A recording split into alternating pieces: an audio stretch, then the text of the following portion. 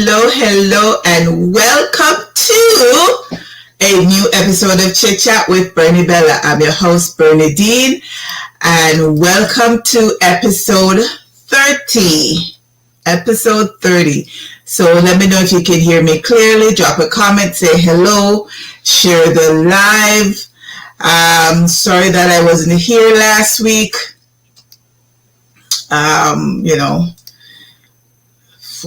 Had a little bit of an issue, so I would have been in pain, rocking from side to side.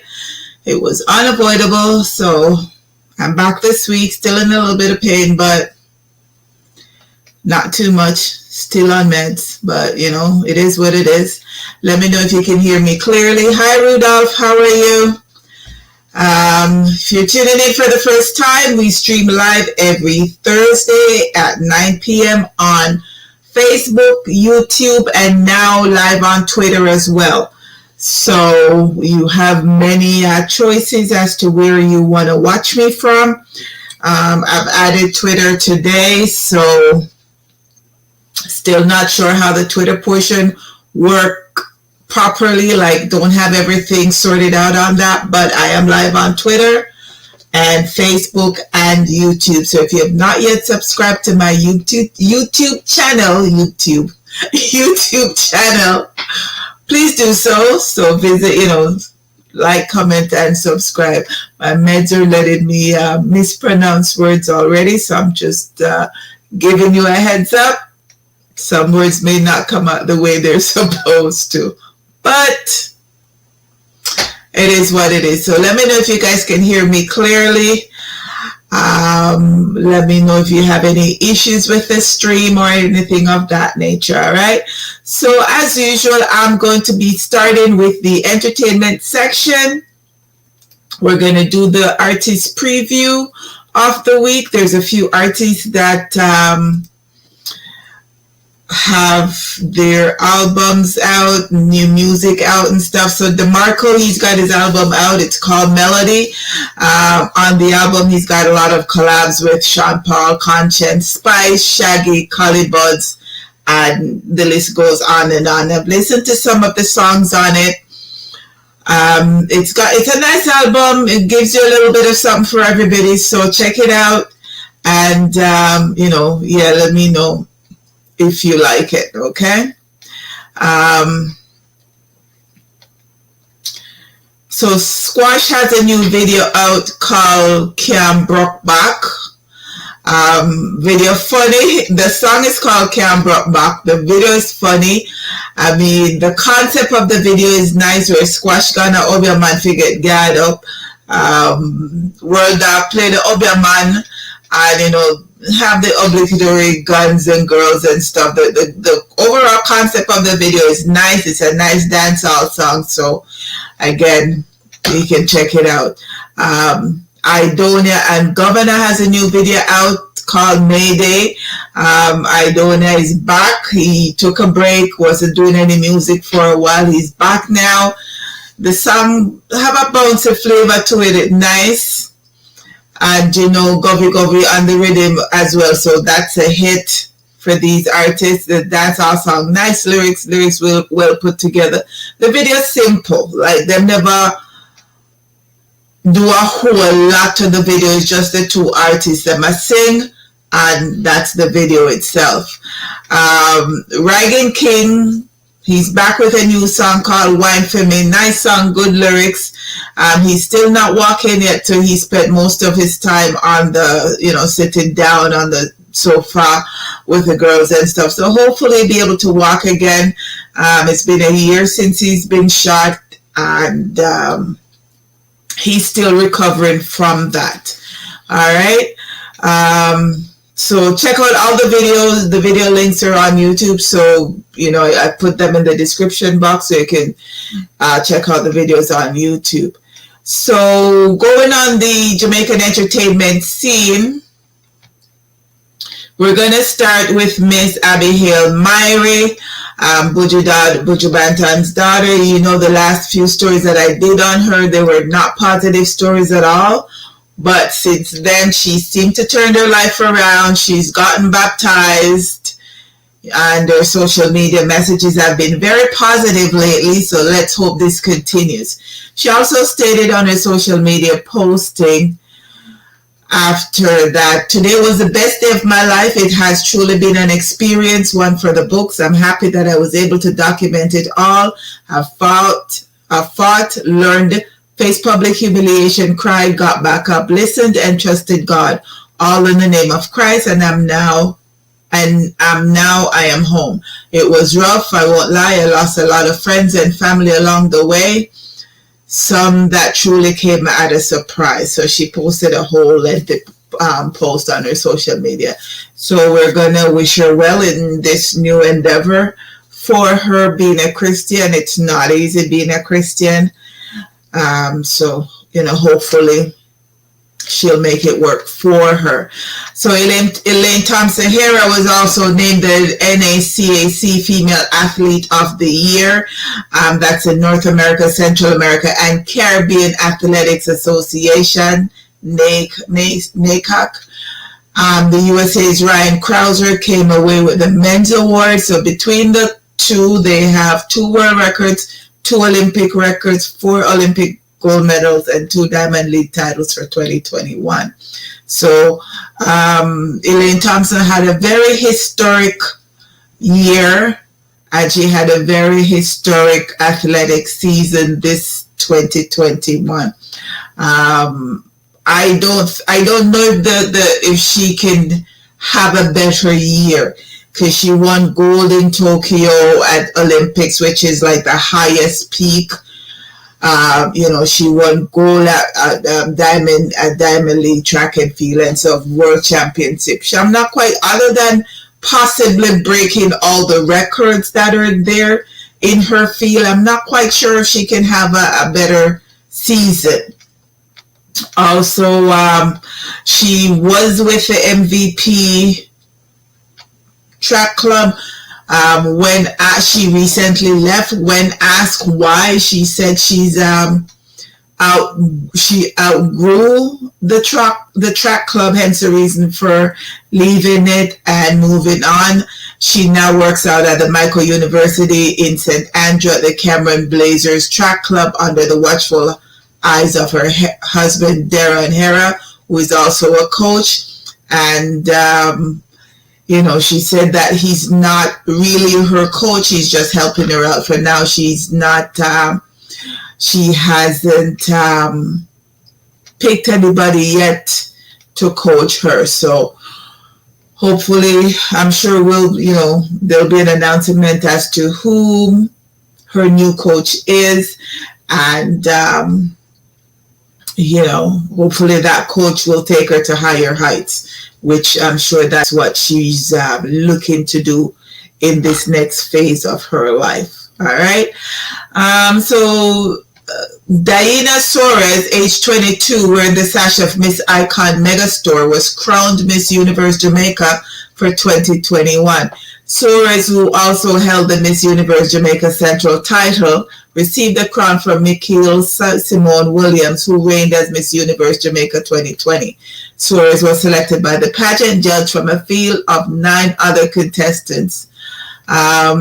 She'll represent Jamaica at the finals of the Miss Universe pageant, which will be held in Eilat, Israel on December 12, 2021.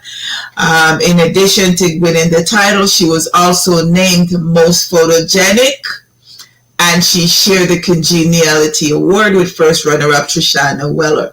We will congratulate her on her win and wishing her best of luck when she goes to Israel in December to try to win the crown of Miss Universe. Hey, Howard, how are you? Drop a comment, say hi. Let's see. So Fitzroy Ernest Wilson, popularly known as Ernie Wilson, was a singer, and he died on November 2nd. He was 69 years old.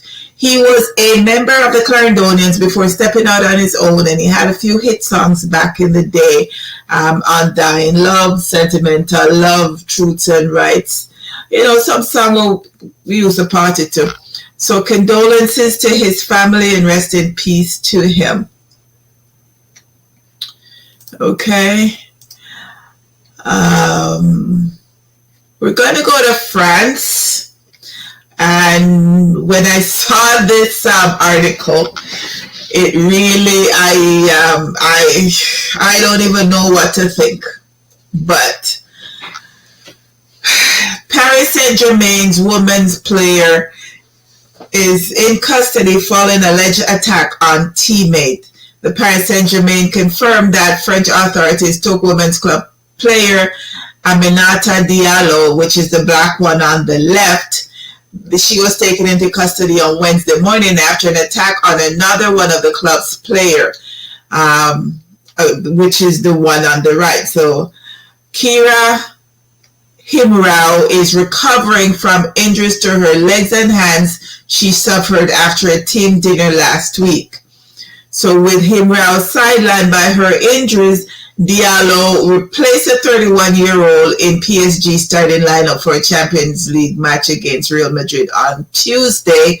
They won that match 4-0. So reports are that Diallo and Himrao had dinner at the club dinner, and after dinner they were both in the same cab going home when the cab was stopped by two men who pulled them both out of the vehicle. Himrao was assaulted while Diallo was held by one of the assailants. So apparently Himrao was beaten mostly on her legs, on her hands, which would prevent her from playing in the next match, which means that Diallo would get more playing time. So this smacks a little bit of the Tonya Harding situation back in the day with the incident with Tonya Harding and Susan Kerrigan, I believe it was. But so Diallo is now being locked up. Not quite sure what's going to happen. I'm sure she'll be charged and it'll go to court and they'll figure it out then. But I'm not quite sure what's happening when you are taking out a hit on your teammate in order for you to get more playing time. That just doesn't work. I'm not quite sure what you were thinking, but right now you won't be getting any playing time at all, because I don't know if a club that will pick you up knowing that that's what you did. So we're going to go around to the sports section. And my Raptors, they're playing right now. They played Boston last night and lost, and that means that they've lost 3 games in a row. Good news is that Siakam is back. Bad news is that they haven't won any game since he's been back. They're playing right now. When I last watched, they were up by about 7 points. It was like 88-95 or thereabouts. So I'm not quite sure if the game is finished or whether they've won that particular one. But they do need to start winning and, move up in the standings. So let me know, say hi for those of you who've just checked in. For those of you who've just checked in, say hi. Hi, Howard. How are you? Thanks for checking in. TFC played their last MLS game on November 7th, which they lost to DC United 3-0. So it's the end of the season for them. They can now go golfing. However, they have one more match to play against Montreal for the Canadian Championship. Let's hope they win something this year. So that match, I think it's coming up next week. So, and then that'll be it for them. Argos, they play their next game tomorrow against the Ticats. They play the Red Blacks and won last Saturday. They're still leading the East Division, so it's safe to say that they will be in the playoff based on how many games they've won so far and how many games are left. Hi, Enid. How are you? How is everything? How was your week?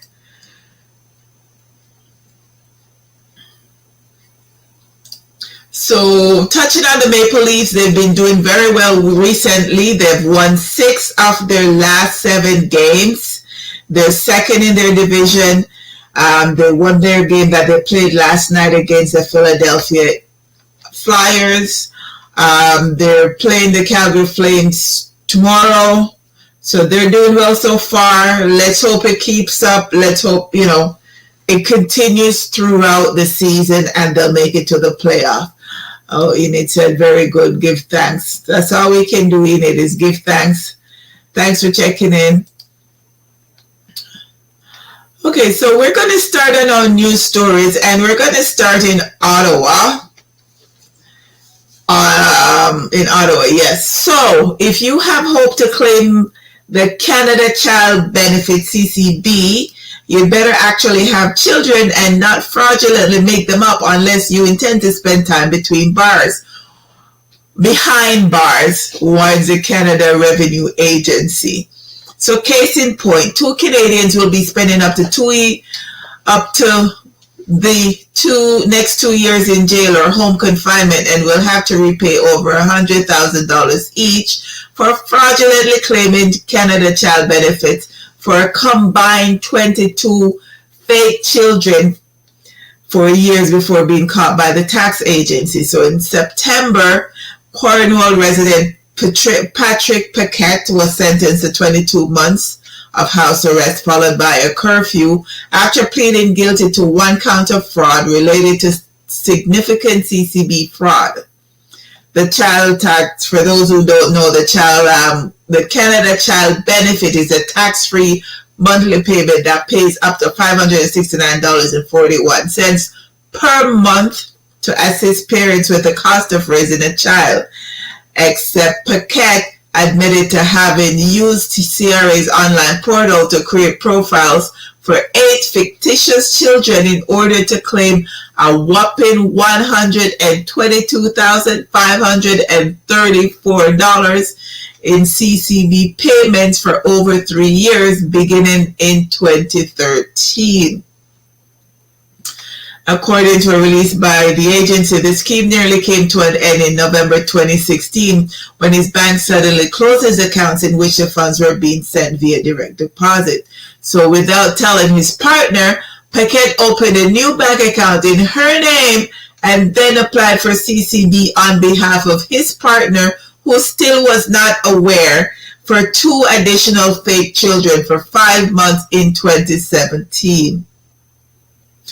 That allowed him to successfully withdraw an additional $8,223 in illegally acquired funds. This was a whole full-time job for this man. So in September, he was sentenced to repay $130,757 in ineligible CCB payments. He will also have to serve 11 months in home confinement, followed by 11 months of curfew, after which he's subject to another 3 years of probation.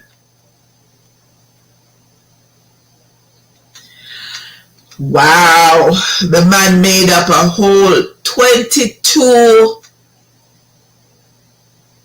fake children so that he could collect the money. That was a whole job for him. And then last week, Montreal resident Currie pled guilty to a similar but separate scheme that allowed him to obtain over $144,000 in government funds by claiming CCB for a whopping 12 fictitious children for over 11 years. It lasted from 2007 to 2018.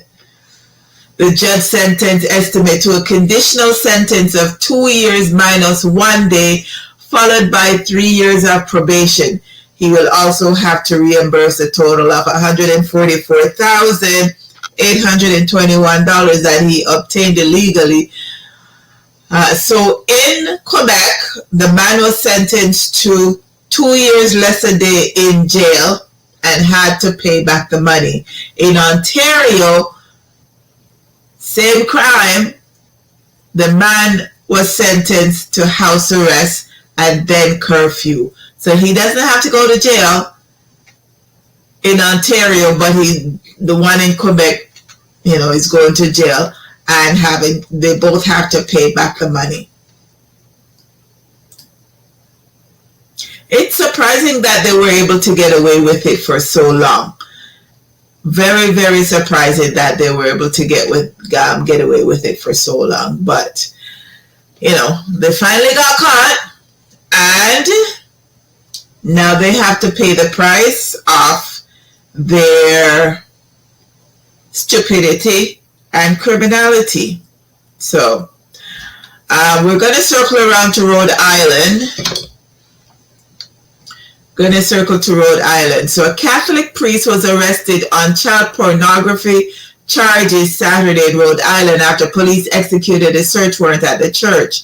James Jackson, age 66, is charged with the possession and transfer of child pornography. He is being held on a $5,000 bail. The state police executed a warrant after a search warrant at the church after investigators determined that the internet at the St. Mary's Church was being used to share child porn. Jackson was identified as the person sharing the images.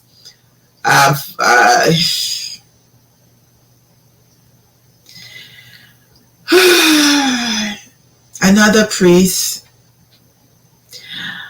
The Diocese of Providence said Jackson was removed as a church pastor effective immediately. He is prohibited from performing his priestly duties. The use of child pornography is a serious crime and a grave sin, Bishop Thomas Tobin of the Providence Diocese said.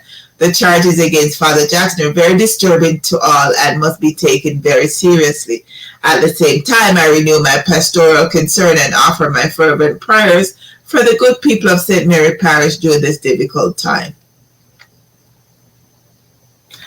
So he's currently out on bail. The judge has stated that he should not have any contact with children under the age of 16 and that his internet access be restricted. And if he gets convicted of the crime, he can spend up to 21 years in jail. Alrighty then. I'm going to circle around to Italy and another priest story. So a priest is accused of stealing $120,000 from church fund to purchase drugs for sex parties. An Italian priest allegedly stole nearly $120,000 in church funds to supply his secret sex parties with drugs. Francesco Spagnese, age 40, was arrested last week after authorities received a tip. Apparently, the priest's roommate had imported a liter of GHB, which is the central nervous system depressant that is used as a date rape drug from the Netherlands. An investigation has been launched and police are purportedly interviewing as many as 200 people who have allegedly attended sex parties hosted by Spagnese within the past 2 years. However, out of the 200 people that police are expecting to interview, only 15 people have admitted going to the parties. Spagnese, who is a Roman Catholic priest, was described by the Italian media as a young, educated, and brilliant priest who is currently under house arrest. He and his roommate have been suspected of using online dating sites to get people to come to the sex parties where they allegedly sold the drugs. Police raided the apartment and found what appeared to be homemade crack pipes. After noticing the priest had withdrawn 100,000 euros, which is 170,000 US dollars from the bank, a parish accountant became concerned and Spagnese was eventually denied access to the account. And that's when he started asking for money from the parishioners by saying he was raising money for charity. He was able to raise thousands from churchgoers due to his good reputation. Now he may face legal action from those who gave him money. He claims that the cocaine vortex swallowed me. The drugs made me betray my parishioners. It made me tell lies. It made me take actions that I am ashamed of. No charges have been filed against the priest as of yet, but his lawyer said he owned up to supplying drugs to people at parties and is expected to admit to his theft of the funds shortly.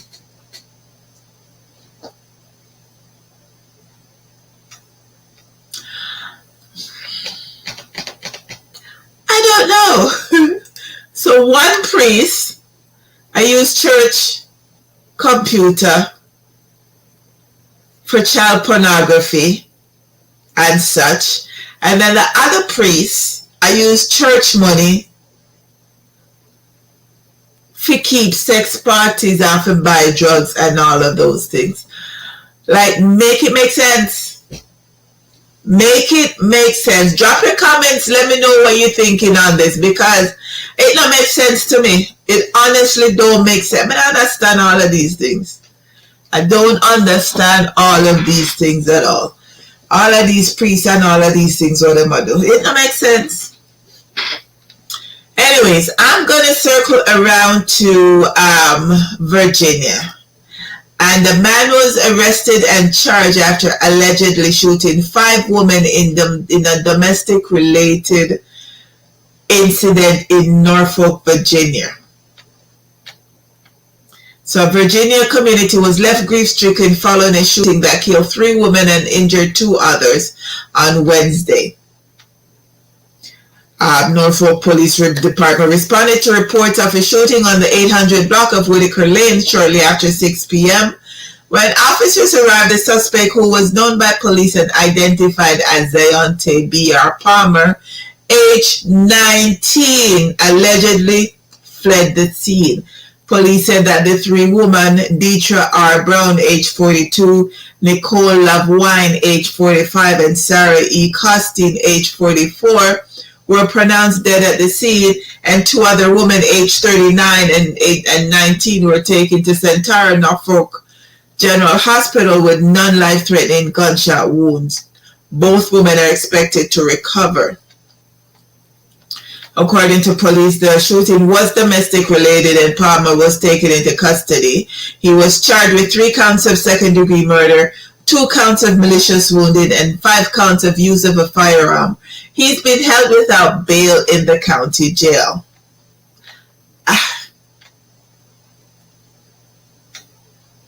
So apparently he shot 1 woman, and while others were going to the aid of that woman, he then started shooting them, hence why 5 people were shot and 3 killed.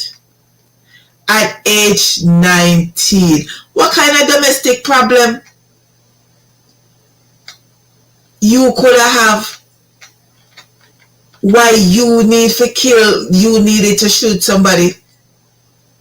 At age 19, what kind of domestic problem you could have that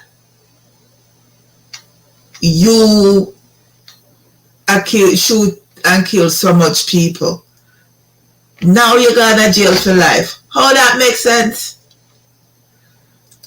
Hey Desiree, how are you? Thanks for checking in. Them a devil. Yeah, man, the priest, them a more than devil. More than devil.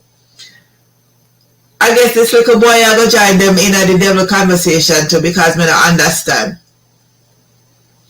what kind of domestic issues him could have why him would have need to shoot so many people. But it is what it is. They'll sort it out. He is in jail.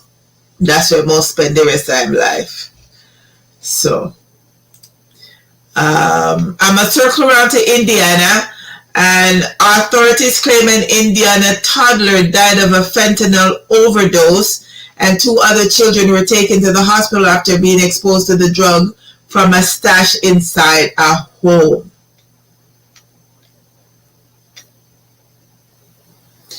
Mary Upperman and 2 other children, ages 2 and 4, got hold of a bag of fentanyl pills at an Evansville home on Wednesday. Officers respond to a call letter. It was reported that 3-year-old Kamari was not breathing. The grandmother told police the child had taken fentanyl the day before, but the child's mother did not take her to the hospital, fearing she would be taken by Child Protective Services. The affidavit stated that 2 other young children aged 2 and 4 were rushed to the hospital, and the 2-year-old was provided with Narcan, which is a medicine that they give to people who are overdosing on narcotics.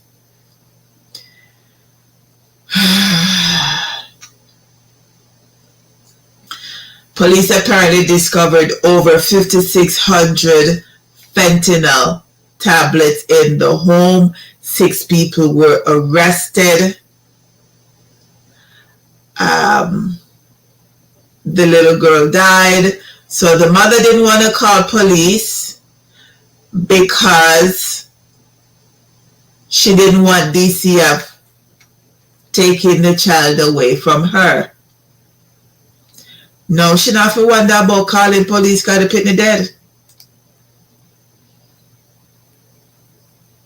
I don't know how that makes sense. Your child overdose on fentanyl. You don't take the child to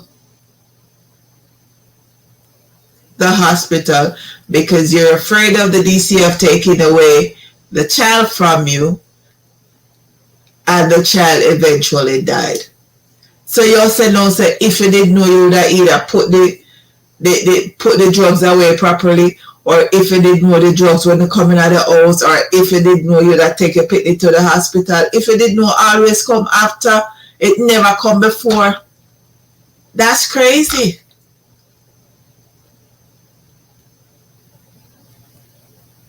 That is so crazy.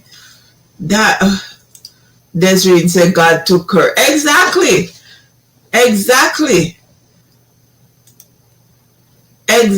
that. I mean, come on. Oh boy. I feel have so much things. 5,600 tablets.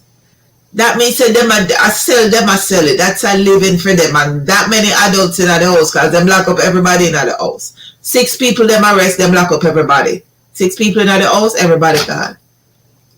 And nobody could have put it where a 4-year-old couldn't get it. Some people just not have pitneys.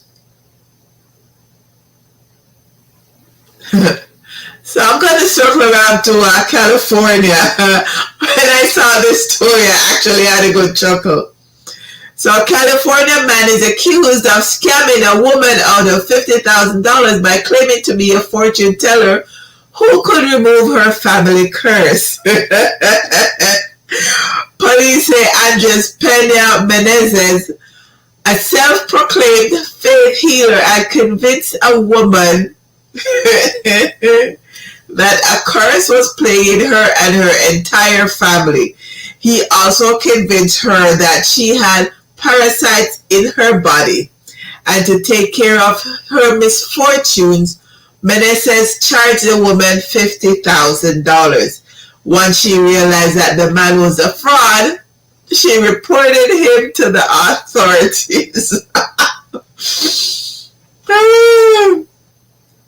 So during their investigation, police searched Menezes' Riverside home and business. They located tarot cards, a voodoo doll, religious and satanic items, and a small pet python that he used to carry out his elaborate scam.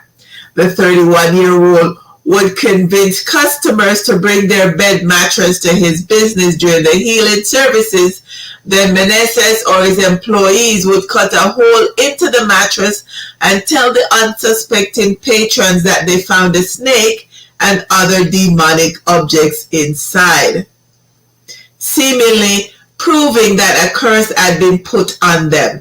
In radio ads, Menezes also claimed to cure sleep disorders, headaches, and diabetes.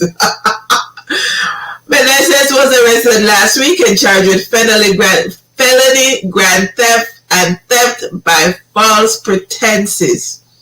He has since been released after posted $57,000 in bail. Apparently, this is not the first time he was taking advantage of desperate people. because in 2019 he was convicted in Chicago of running a similar scheme.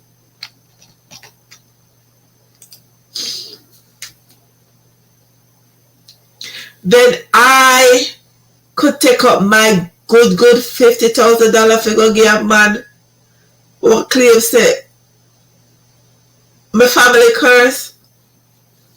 You know, me not gonna enjoy spending the $50,000 while the family still stay cursed though. Oh man. He needs to the man should I take her away to right? Then me could I go give somebody my good $50,000. That don't make sense. My good, I better say if a friend did go ask her for the money, should I borrow the money from her, should I tell the friend no? Should I tell the friend no, you know? She would have told the friend no. I tell you, you need to say them don't have nothing to do with their money. Nothing. $50,000, me could have go take up $50,000. You know me could have do with $50,000.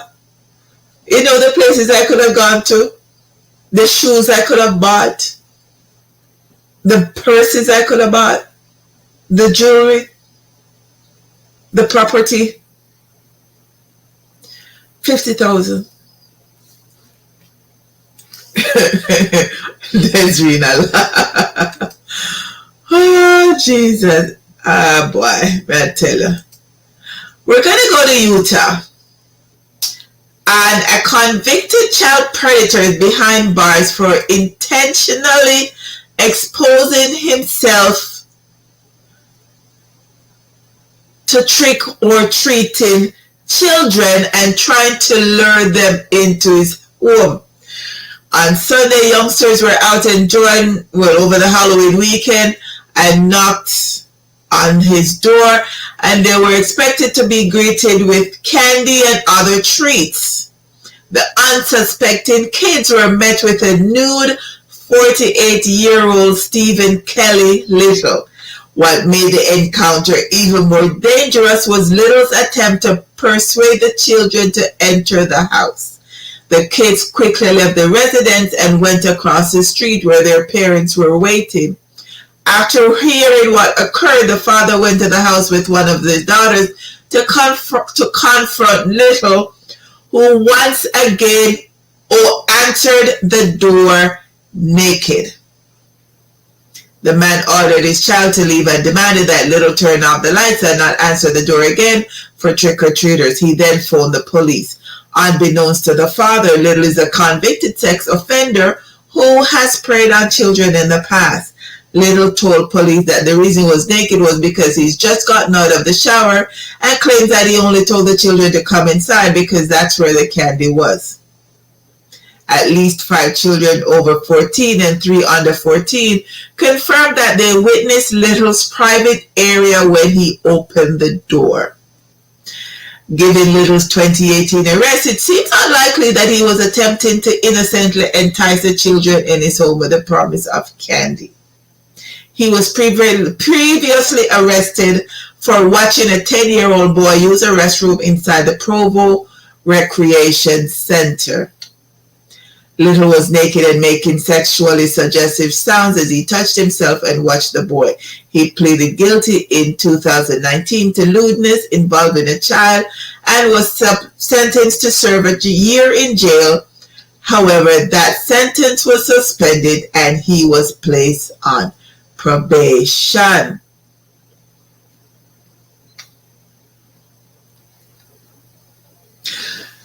Two things.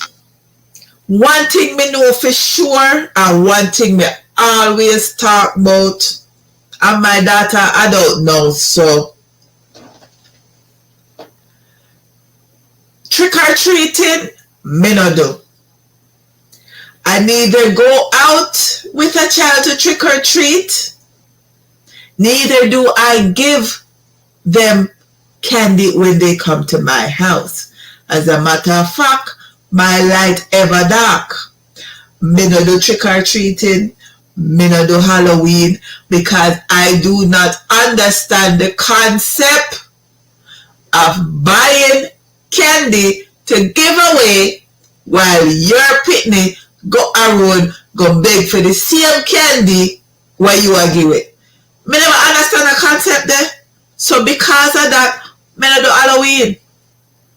Now if these people had stayed home, the man would not nearly capture them. I wouldn't have had to open his door nude and all of these things. Wanna stay on the yard? Why not go make candy for? After I buy candy if you give it, una go back for the same candy. And as to this man, now him need fi lock up for life because I say apparently the suspended sentence didn't do anything for him. So him a go tell them say them need for come in because the candy inside. Sir, you couldn't find a towel and put around him. Couldn't find a towel and put around him body parts before him answer the door, or not answer the door at all.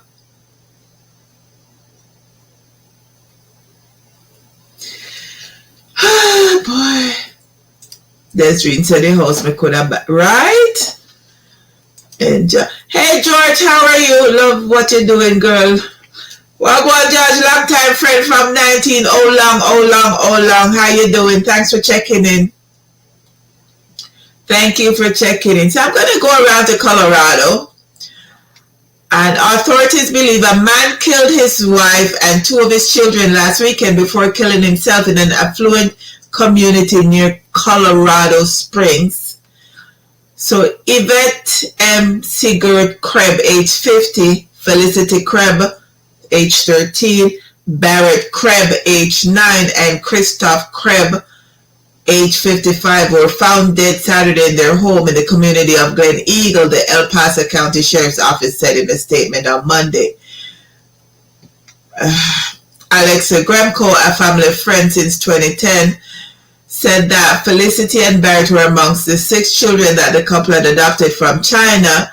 Most of them were dwarfs after their youngest biological son was born with dwarfism. Felicity had learning and social problems because of dwarfism, and Barrett, one of the newest adopted children, had recently underwent surgery. She wanted her son to feel like he had people like him in his life, though they specifically adopted children with dwarfism.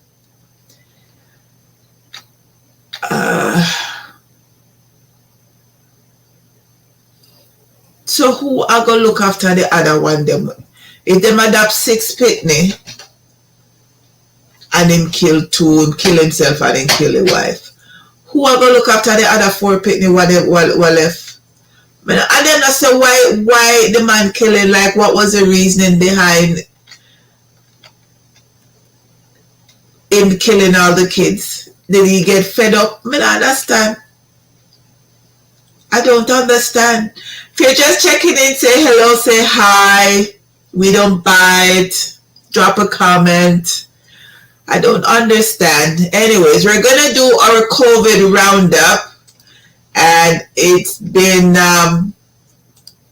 Hey, Sharon, how are you? I still have to meet up with you. I'm going to have to... Yeah, I still have to meet up with you. Anyways, we're going to start with our COVID roundup in Jamaica, and more than 1 million doses of COVID-19 vaccines have now been administered in Jamaica. And the development pleased Dr. Christopher Tufton, who commended healthcare workers and Jamaicans who got inoculated. They're also going door to door doing the vaccination, especially to people who are not within the major cities, people who up in the far country, up in them places there. So they might go door to door now and do the vaccination there. So yeah. In Yukon, COVID cases are on the increase. Right now they have the highest cases in the country. But when Doug Ford did lock down the thing on him, they slow for reopen. while Yukon and those other places were going on, and Alberta, and them I say, oh, you know, Ontario lockdown and nothing now going for we and all of them something there. Now we are opening, we're not fully reopened, and now they're like a couple of months behind in the things that they're implementing right now due to the increase in the COVID cases. So on a federal level, we can now drive across the border to the USA. Borders are open for us to do non-essential travel. So for leisure travel, the border is open on Monday for leisure travel. However, while you're able to go to the USA with just being double vaxxed, in order to come back to Canada, you have to show that you are COVID negative. So that means even if you're going for a day trip or a 2-day trip, on your way back into Canada, you have to show that you're COVID negative. So they're still working on getting that bit of restriction lifted. But in the meantime, for those of you who are going, who are, you know, thinking of driving across the border, what you will need to do is take a COVID test here. As long as you're staying under 3 days, take a COVID test here and have that test to show them at the border when you're coming back. Because in the US, you're going to pay about $250 for a COVID test. So if you do it here, take it with you. As long as you're spending less than 3 days, take that with you. Show them at the border when you're coming back, you'll be able to come back. All right. So circling to Montreal, where Air Canada has their main office, they have suspended more than 800 employees for not being fully vaccinated against COVID-19 in line with federal rules. So the vast majority of their 2,700 cabin crew, customer service agents, and others have received both shots. So only about 800 of them haven't. They've been laid off. They're not getting paid. And if they don't take the vaccine, those jobs will be up for grabs soon, because I know Air Canada is hiring now. WestJet, it's the same thing. They've laid off 300 workers. They've got 7,300 workers, so they've laid off 300 workers. So that, you know, for not being vaccinated. In Cuba, they finally on the 15th, the airports are opening on the 15th, so now we can fly into Cuba if you want to go on a trip or whatever. Cuba is reopening on November 15th. Their airports are reopening, so flights will start up. Cuba developed their own vaccine. So they developed Sovereign 02, Soberana Plus, and Abdala. And they're using it in their country. However, those vaccines are not approved by the WHO or the CDC. So Cubans who have gotten those vaccines are not able to enter into certain countries, Canada being one of them, because those particular vaccines are not recognized. So we'll have to watch that and see what's happening. Saskatchewan, the numbers are going down somewhat. Hospitalization remains high. They still have people in Ontario hospitals. We don't know when those will be repatriated back to the province. So we'll have to wait and see what happens with that. With regards to Ontario, our numbers have gone up slightly. So because of that, Doug Ford has stated that the full reopening that we were expecting on November 15th will not happen. We've gone from 300 and some odd in a day. We're now back to 500 and some odd in a day. So the plan to reopen fully on November 15th is on pause. that means that capacity limits that were in place for clubs and all of those, and strip clubs, sex club, bathhouses, and nightclubs and such, the restrictions are still in place. Those won't be lifted. They're going to monitor the situation for another 28 days to see what happened. And if the numbers go down, then we may potentially get fully reopened around December 15th or thereabouts.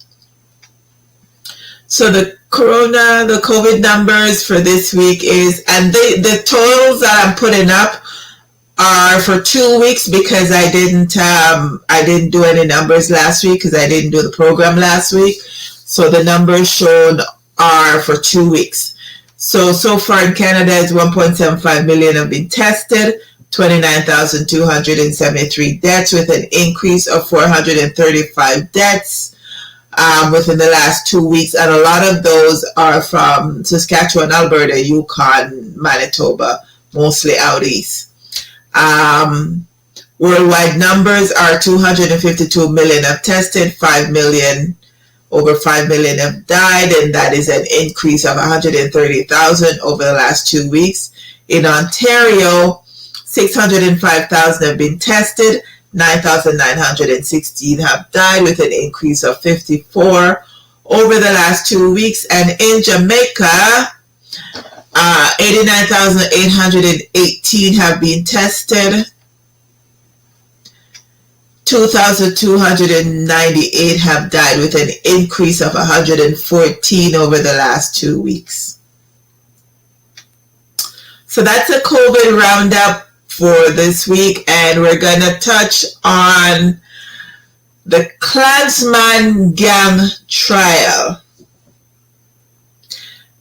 And this thing I read like a movie. I read like a movie. Like, so if for those of you who may not know what the Klansman gang trial is, it's a trial of 33 people, 32 men and 1 woman in Jamaica. They've been locked up since 2018, and they're now being tried for any crime where you can't think of. They might try for that crime. Any crime where you can't think of, they're on trial for that. So 33 people in total, 32 guys and 1 girl. So we're now on witness number 2, who they've decided to call C4. So witness number 2 had bombshell revelation. Like witness number 1, when he came out and he started talking of all the things that, you know, the extortion and the people them will get killed and all of them, something based on what him know. Witness number 2, him start out with a bang, because witness number 2 linked reggae artist Abihail, stating that Abihail took some of the gang members to the studio and, you know, was recording music and with the gang members there and all of that stuff. So, you know, so when Stone licking a pen, the hog white lick, I go squeal the loudest. Well, Abihail was not quite happy with the reaction from that particular statement from, you know, the witness number 2. So he went to social media live to dispute the claim, and I say, you know, if that and they at the studio, and if he would have commit crime at the studio in front of that, and all of these things. That's Abihail. Not come out of that yet, because as you know, the trial still a go on. Well, the next person that they mentioned was Vybz Kartel. And witness number 2 had receipts. Witness number 2 stated that Vybz Kartel ordered hits on 3 persons, and one of those 3 persons was an entertainer. And if you all recall, it's been circulating for the last couple of years. Sir P did a story on that last year, but it's been circulating for the last couple of years that Vybz Kartel had wanted to take out Popcorn or Movado, you know, because of the rivalry and whatever, but whatever. So apparently the order for the hit was given to the One Don gang, which is a breakaway faction of the Klansman gang. Of the 3 hits, 2 of the targets were killed in a double murder in Waterford, St. Catherine. The attempt on the entertainer was not successful. Now, witness number 2 stated that the order for the hits were given to him directly by Kartel on the phone. So it's not like him attack from a hearsay point of view. Him say Kartel call him on the phone and tell him who fi kill. And 2 of the people him kill, and him could have give all the bill and receipt of what happened and all of these things. Now, witness number 2, I should mention, was the driver for Andre Blackman. Andre Blackman is the leader, or was the leader, or may still be the leader of the Klansman gang. So, witness number 2, you know, when you drive people, them have to trust you for you get to drive them anywhere. Them attack them business around you. You hear a lot, you see a lot as the driver. So he's privy to a lot of things, a lot of receipts. He might lay out the receipt them. I'm not quite sure what him linking Kartel to 2 additional murders will do for Kartel's case right now. Because Kartel in a jail for murder Lizard, you know, with no possibility of parole for 35 years. And his case is on appeal in front of the Privy Council. So we don't know how that will go. Right? The particular witness number 2 stated that he started working with the police in 2017. He claimed that he was forced to join the gang in 2016. He said that you can't refuse or you would be killed. He wasn't recruited into the gang, but he knew one of the gang member. And by hanging around that particular gang member, who is now dead,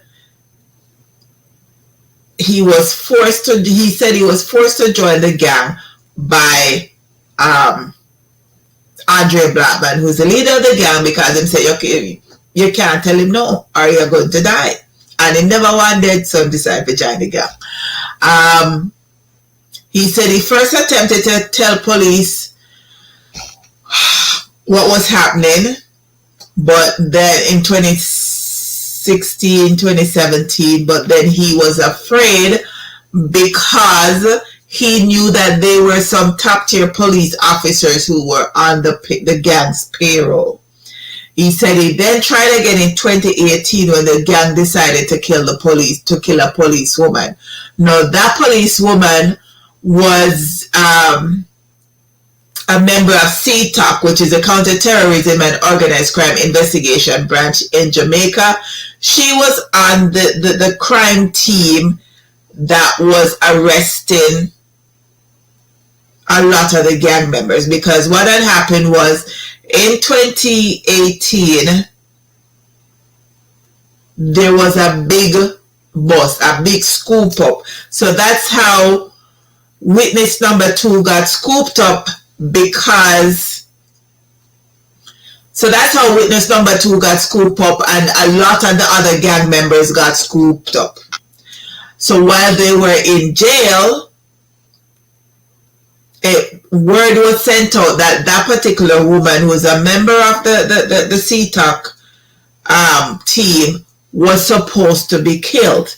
Reason thinking that if they kill her, then you know, the investigation was done or whatever.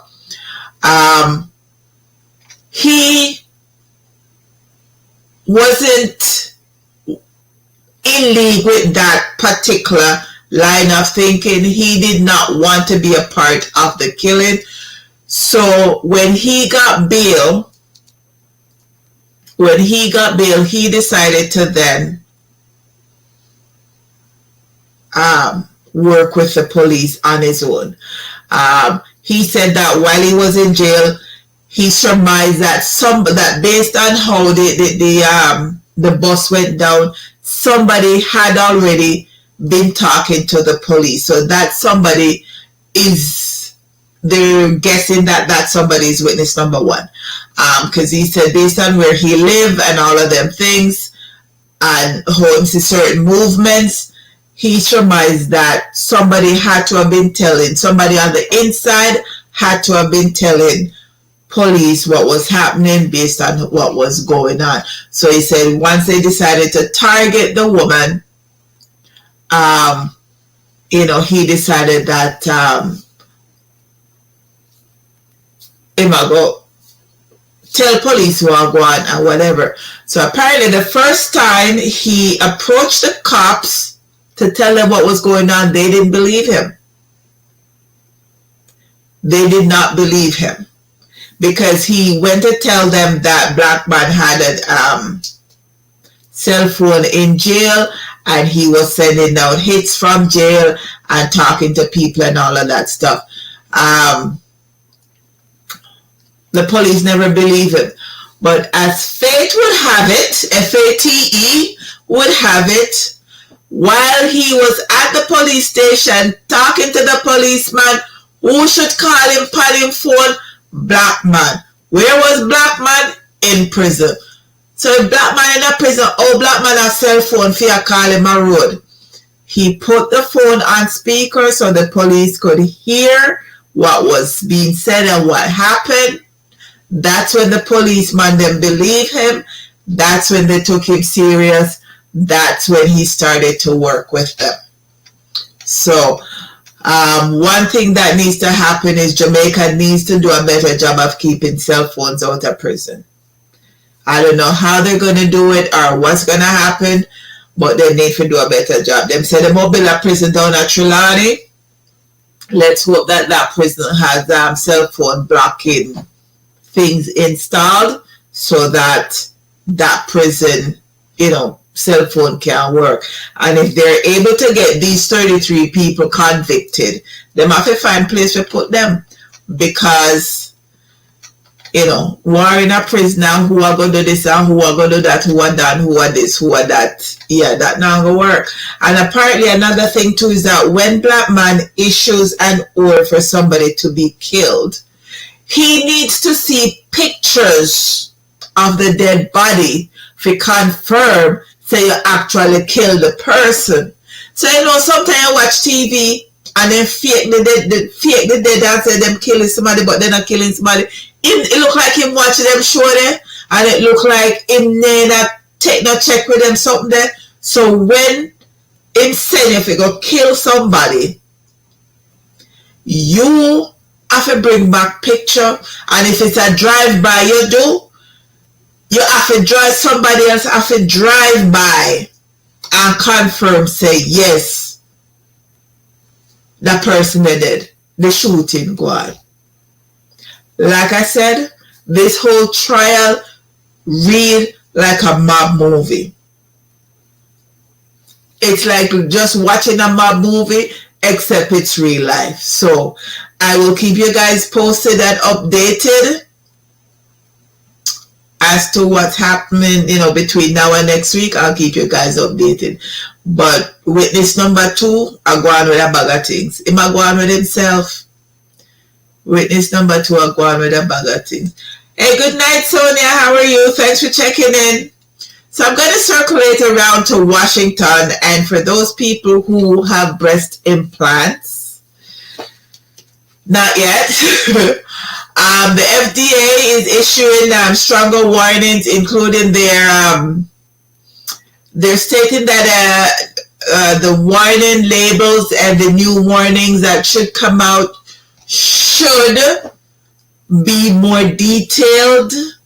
The information that's given out about the potential risk and complication, the information needs to be a bit more detailed. So they're announcing new regulations and new guidelines for the implant manufacturers who are being required to add a boxed warning message, the most serious type, to their written patent materials. So you know how for those people who smoke, they put these images on the box of the cigarette, but it don't stop the people them from smoke, because they must smoke anywhere. FDA is saying that the breast implant makers need to be a bit more detailed in the information they put to tell you more about what having a particular implant can do to you and your body. Will it deter people from getting breast implants? Probably not. Will it make people take a second chance and look further? For some, it will. It will, make some people, a little bit of them, a small percentage, will say, you know what, I'm not going to do it because of that, but for the most part, it's going to carry on. There's possibly a link between a rare breast cancer and a type of textured implant. If the implant bursts, the leakage, the buildup, you can get rheumatoid arthritis from the leakage, chronic fatigue, muscle pain, and all of them. So there's a lot of issues that can arise from having breast implants. So, and then it depends on the implant that you get, whether it's a saline implant or a silicone implant. But with a saline or silicone, the constant between the two is that they all go into a silicone outer shell. So whether you get saline or whether you get silicone in your breast, everything goes into a silicone outer shell. So for those who are considering, getting a breast implant, do your research. I'm going to touch base on the Ahmaud Arbery trial that has started. I think it started late last week because they were having issues with selecting the jury. The prosecutor wanted the judge to remove a couple of the jurors and add a couple. He did not like the color makeup of the jury. 11 white people, 1 black person. So you know how that's gonna go. And then so the judge denied that, and then there were a couple of things going back and forth that they wanted change and that didn't change. So Larry English is on the stands virtually right now, because what they were doing, there is a 4-hour video deposition that he gave in September of last year, and that's what they were playing from yesterday into today. I watched most of it.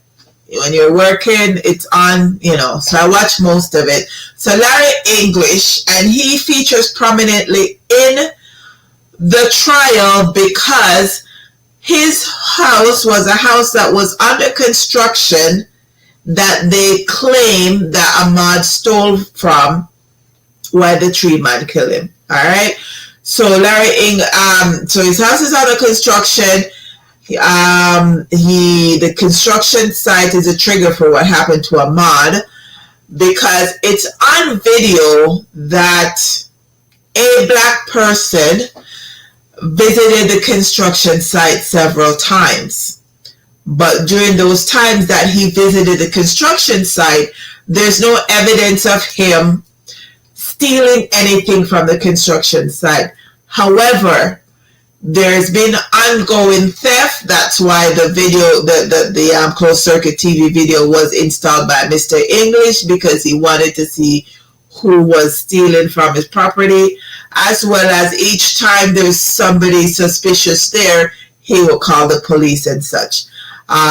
He lived a distance away from where the house was being built, so it's not like he could, run to the house and see who is there or whatever. He hired somebody for that, but the person was not always there. So sometimes when he see things on video, he would call police. Police would go out. Nothing would happen. So that's what's happening. And the person who was supposed to oversee the construction site during the evenings and nights, it wasn't any of the three gentlemen that murdered Ahmad. Also, there was a person who made a call. The English Jr., Larry English Jr., made a call to the police and described that there was a black person on his construction site. However, the black person wasn't stealing anything. The three white men that are on trial for Ahmad's murder wasn't aware of that phone call. So it was when they were claiming that they were protecting the neighborhood and doing citizen's arrest because he was stealing, the video showed that he didn't take anything with him. The video showed that he's been to the construction site several times, but each time he went, he never took anything with him. The video didn't show him taking anything at all. So, don't know what will happen so far. The trial's going on. They were still dissecting Larry English's video, so we'll see what happens. I'll keep you guys updated on this particular trial. There's another trial going on that's just driving me batty. I am not even doing an update on that one because it's driving me nuts. Kyle Rittenhouse and that particular judge and what's happening over there, not liking it. It's stupid. So, we're going to circle around to Jamaica and Canada because they're both linked in this story. So 4 persons contracted to the Sanctuary International Airport in St. James, who are major players in a drug trafficking network operating out of the airport, were arrested and charged by narcotics detectives for various breaches of the Dangerous Drugs Act on Sunday, October 10th. 35-year-old Romain Carr, who is a ramp agent of Churchill Flank at St. James, is charged with possession of cocaine, dealing in cocaine, exporting cocaine, conspiracy to export cocaine. 23-year-old Brilani Reed, aviation security officer of Paradise Norwood in St. James, is charged with breach of the Civil Aviation Act and conspiracy to export cocaine. 28-year-old Tavon Murray, he's a ramp agent of Irwin St. James and is charged with conspiracy to export cocaine. And 43-year-old Indra Waite, security supervisor of Salt Spring Road in St. James, is charged with conspiracy to export cocaine, possession of criminal property, aiding and abetting. Reports are that on Sunday, October the 10th, the accused were servicing a Sunwing flight prior to departing the Sanctuary International Airport to Canada. That's where Canada comes in. During which time they conspired and placed a bag with 11.4 kilograms of cocaine valued at approximately $570,000 US on the flight.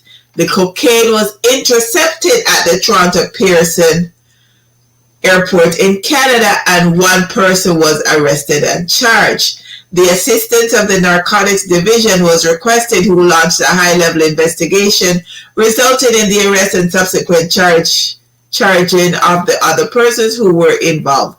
They all appeared in the St. James Parish Court yesterday. Don't know what happened yet because nothing was posted. I'm going to have to keep you updated. Sean said, "I'm being at everything." You know, so we are salt and sugar. We are salt, sugar, and water. We not everything. Everything. Oh, I had that. So we're going to circle around to Calgary, and a man who was supposed to face trial later this month in the slaying of a family doctor at a Central Alberta medical clinic has died. Deng Mabior, 54, was charged with first-degree murder in last year's death of Dr. Walter Reynolds, whose picture is on screen, at the Village Mall walk-in clinic in Red Deer. This was on the news. Mabior had been representing himself in court, and the jury trial was to start November 22nd.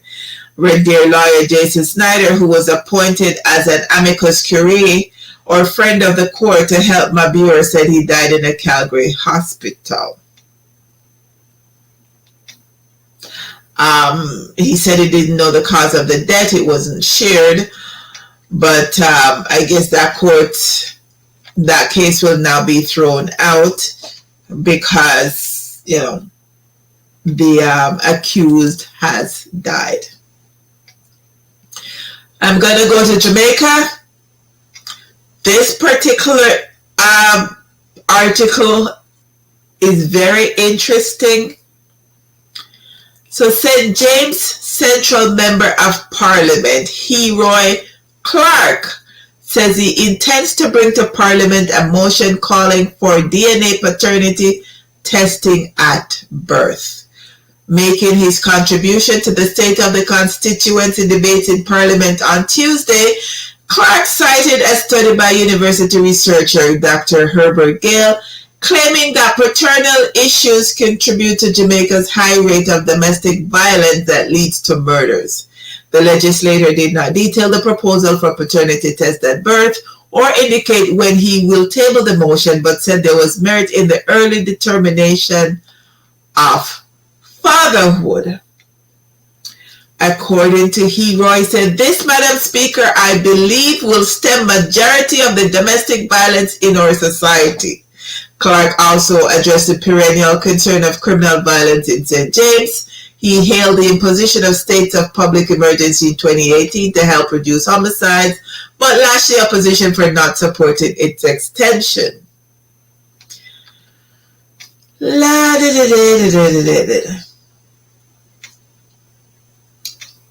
Me don't know how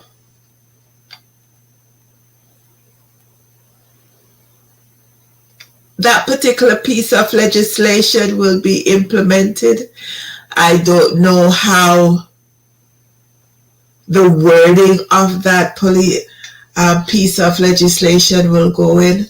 But what I do know is that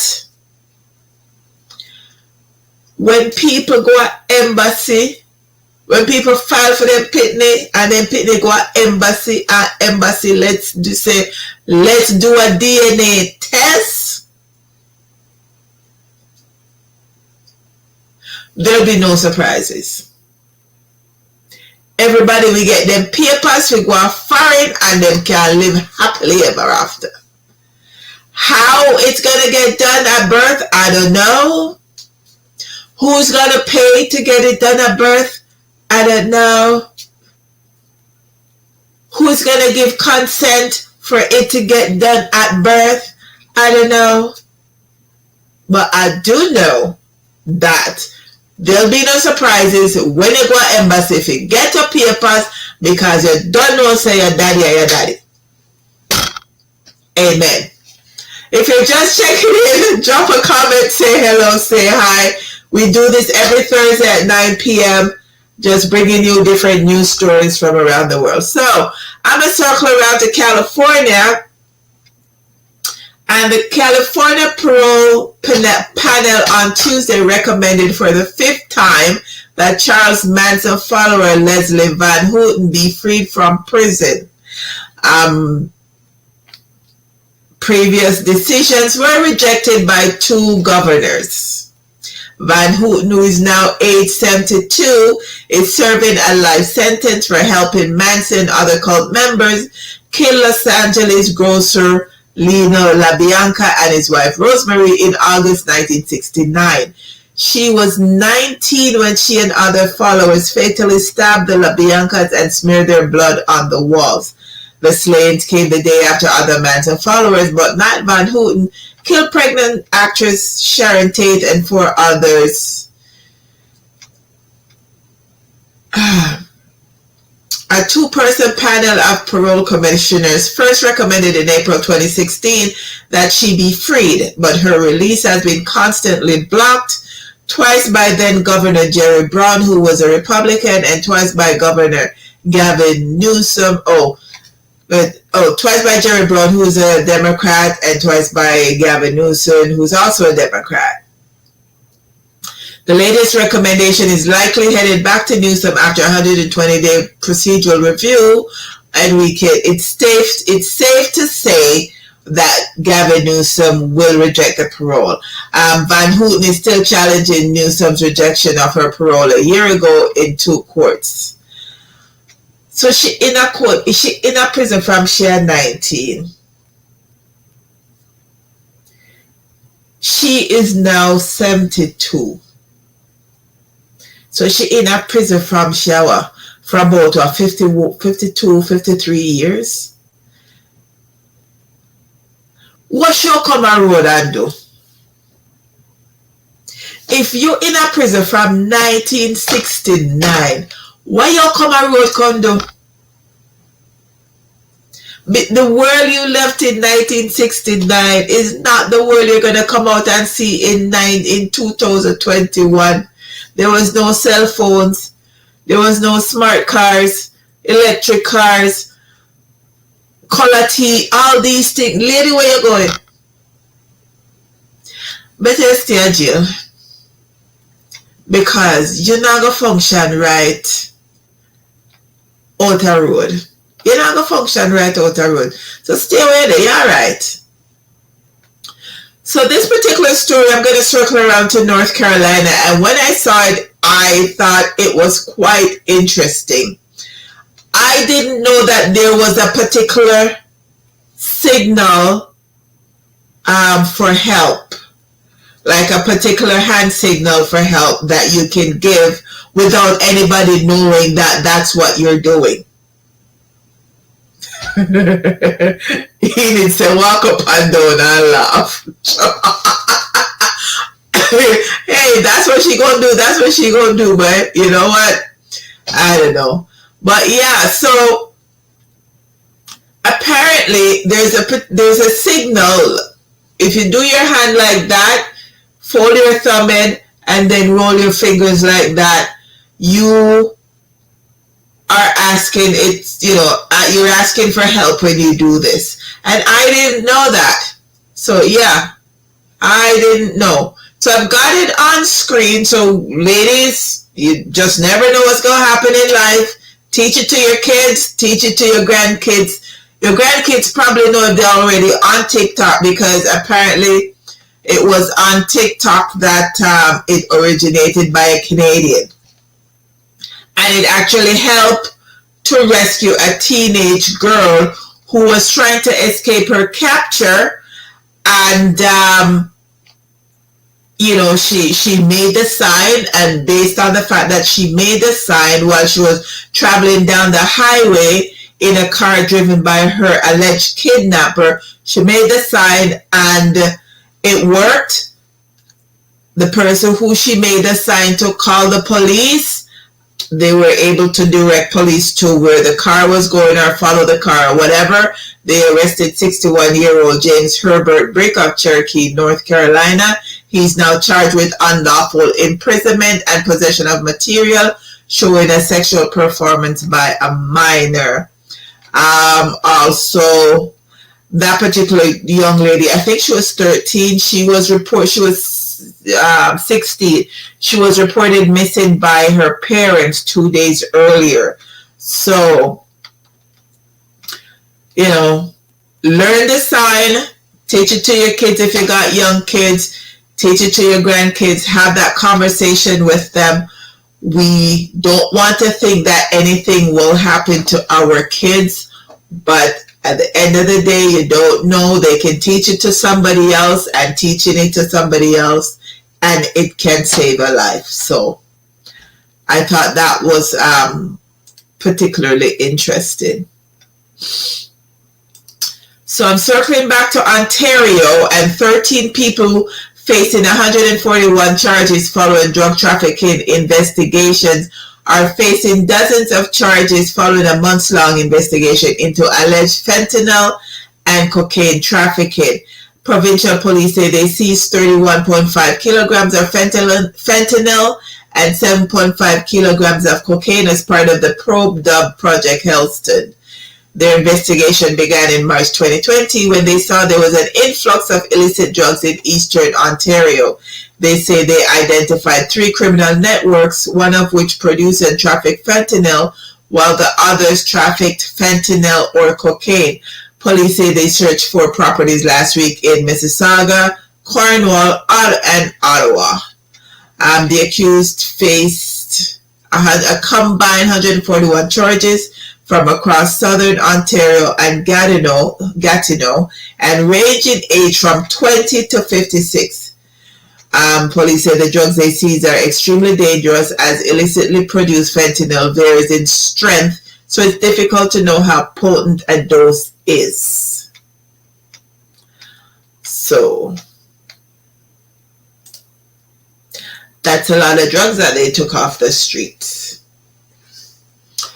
And staying in Ontario, a young boy has claimed that he was attacked by the same dog that sparked recent outcry over Ontario's pit bull ban.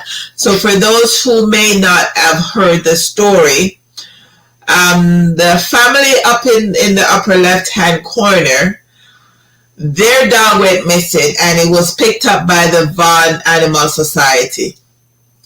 Now, because of the look of the dog, the Vaughan Animal Society decided to keep the dog and test the dog to see if it was a pit bull. The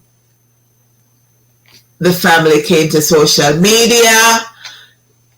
Apparently, the testing came back stating that he wasn't a pit bull, and they got back the dog.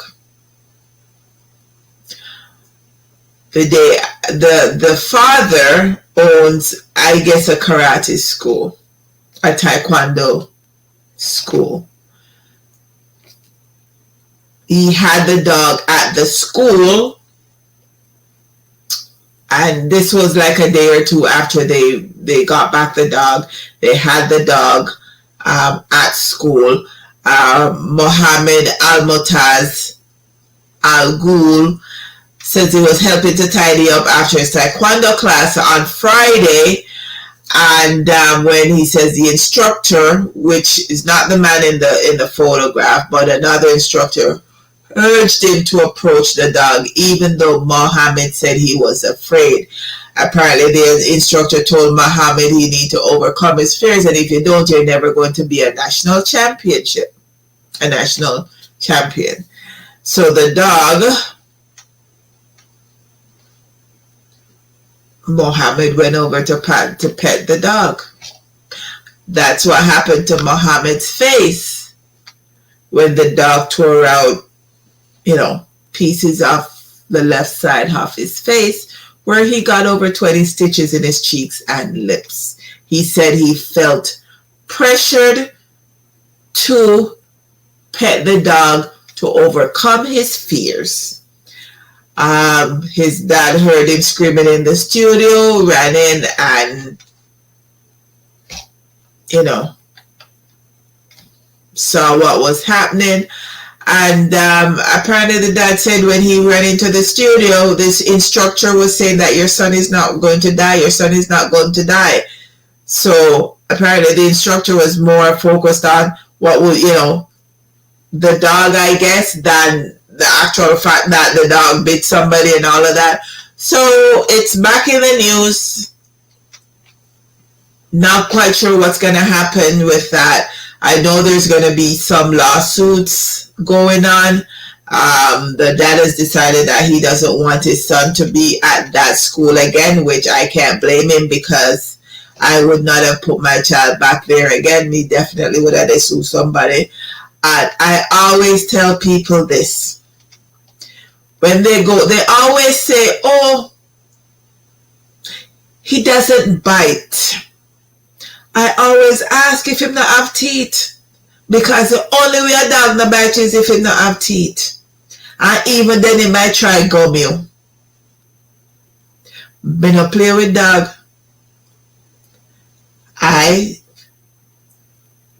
I'm not deathly afraid of dogs, but I have a little fear of dogs, especially the big one them.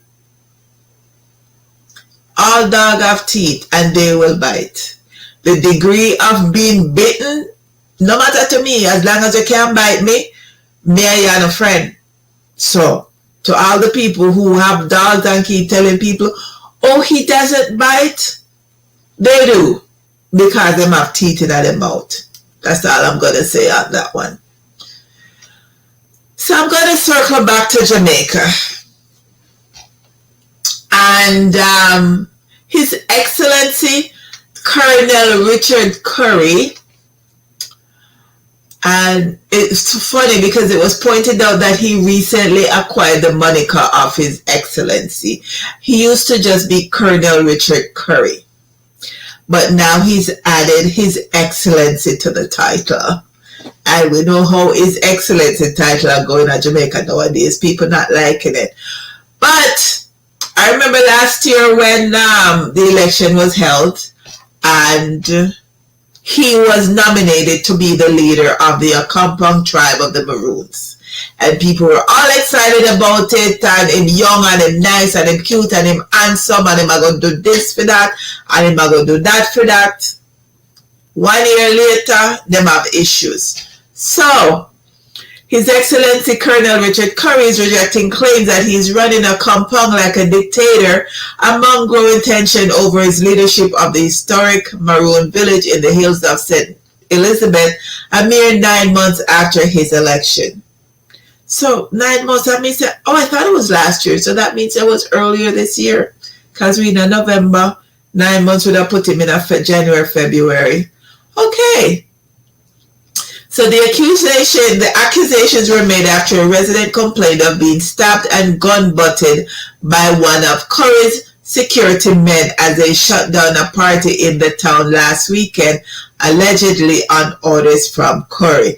As a sidebar, I saw a video of when Currie went to an illegal dance that was being held in his parish or his town, and apparently he told the DJ to turn off the music, and somebody go tell the DJ say no turn off the music. Mr. Currie, His Excellency,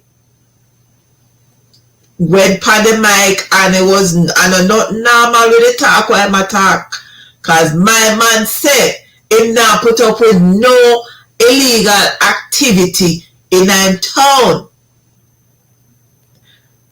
That video when him a talk, him a say, him a tell you to shut off, and him have authority to tell you to shut off. So there's nobody there who can come tell you say no shut off. And everybody was, love when Mr. Currie speak, and love this and love that. And then the same hypocrites are the same one that when I burn out Brogard, when Brogard are telling us how they can't keep dance after certain hours. But I digress. Let's continue. The man described his ordeal in a voice note sent to the Jamaica Observer, alleging that the men, after gun-butting him, threatened to kill him and accused him of violating the chief. He also said that he called the Magati police in St. Elizabeth the night of the incident to file a report, but cops hung up when he mentioned Currie's name. The man claimed that the following morning he traveled to the Black River police station to make a report, but was sent to the Magati police station. When the Observer sought to verify the man's claim that the head of the St. Elizabeth police superintendent Narda Sim, she refused to speak on the issue, saying, "I don't have time for this right now. I can't deal with this," before hanging up the phone. Nobody know what to talk out against Mr. Currie. The Observer also called back the Black River Police about the matter but was referred to their counterparts in Magotty. However, the phone at that station rang without an answer.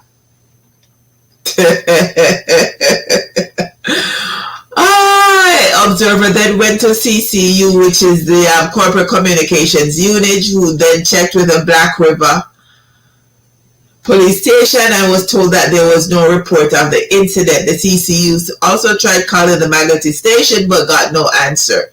As for response to the allegations, Currie told the Observer that he is investigating the incident at the party. An event was going on, and in an attempt to bring it to an end, there was an incident with a man of unsound mind, and that is as much as I have had so far. We're doing our investigations. I understand that a report was made to the police, and we've also spoken to police.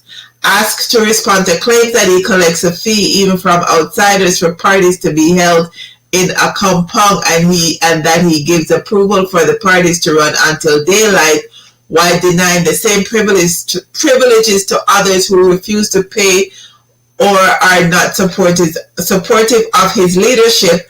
Currie said, in bringing things to order, we put in place a process to manage things happening in the space because it is not a free-for-all.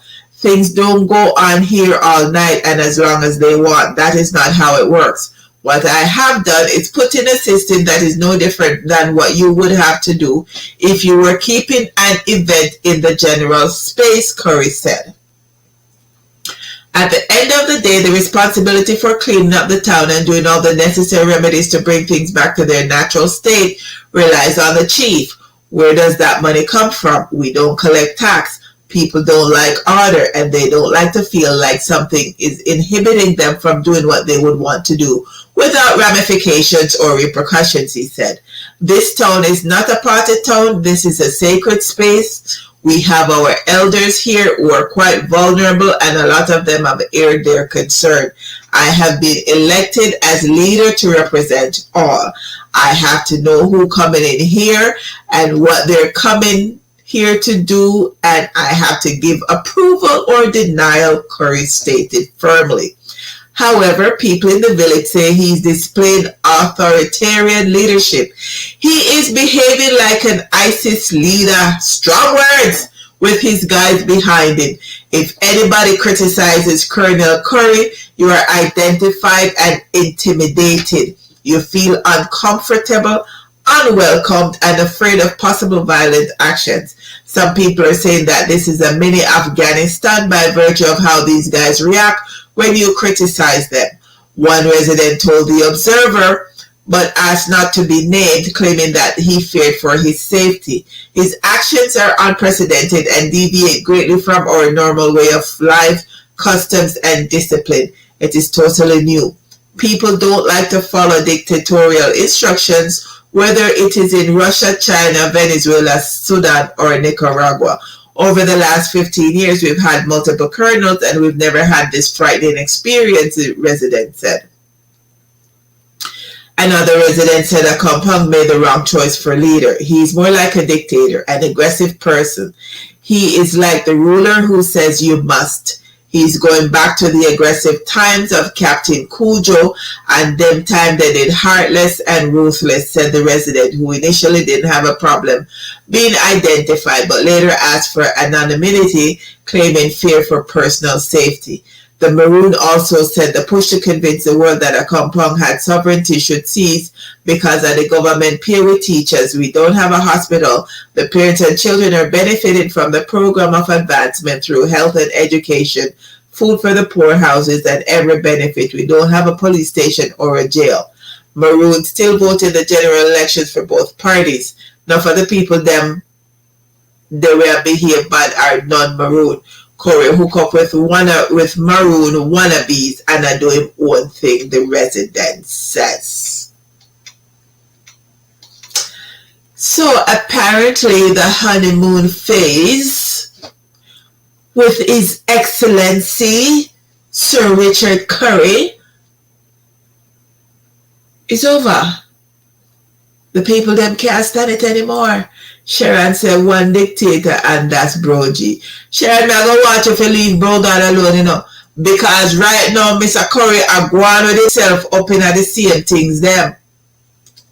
Yeah, Mr. Currie are going with himself. But that was the last news article for the night. I'm just going to do my soul Chattingz, which is someone's opinion of you does not define you. Define yourself, create your own destiny, tell your own story. As long as you have life, you have the ability to change. No one can live your life. Live life to the fullest. Again, I will read that. Someone's opinion of you does not define you. Define yourself. Create your own destiny. Tell your own story. As long as you have life, you have the ability to change. No one can live your life. So live your life to the fullest. And that, my dear friends, is the end of the show. Thank you for tuning in with me tonight. Thank you for joining me. Thank you for sticking it out with me. It went a little longer than I thought, but there was so much to bring to you. Sharon, good night. Put down the phone and step away from the phone. Anyways, my peeps, thanks for tuning in. See you next Thursday. Same time, same place. YouTube, Facebook, Twitter. YouTube, Facebook, Twitter, any one of those. I'm on 9 p.m. Thursday. See you next week. Have a good week, everyone. Bye, Sonia, Enid, Sharon, Rudolph, and everybody else that checked in. Thanks for checking in. See you next week. Enjoy your week.